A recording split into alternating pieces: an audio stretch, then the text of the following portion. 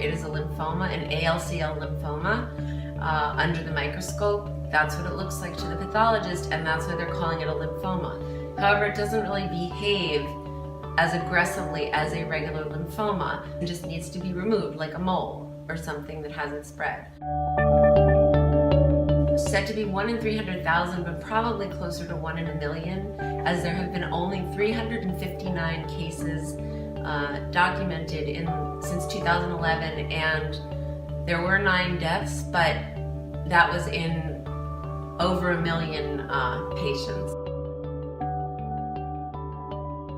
It has been associated with textured implants. Texturing is used to keep the implant in place, like this teardrop implant, so that it doesn't shift, because if it shifts, it's going to be a teardrop in the wrong direction. It's not because it's a breast implant. It's because of the texturization process.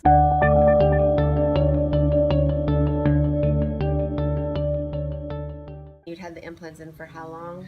I'd had them in for about 10 years, and my last breast exam, they kept sending me back for more and more tests, but yet they never came to any conclusion. But what happened was that my left breast became extremely big, and I knew something was wrong. It didn't look infected, it didn't look red or anything. It just looked like she probably had a fluid collection in there. Our plan was just to take the implants out. But when we were in the operating room, the capsular tissue looked a bit unusual to me, and something that I had never seen before.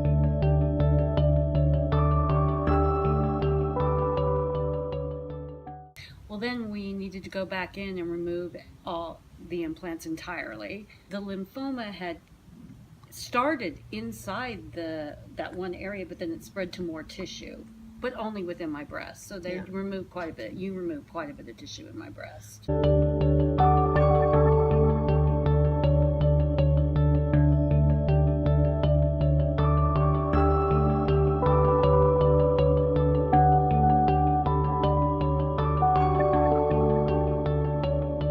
I saw an oncologist for a couple of years. They would test me every 3 months, then every 6 months, then every year.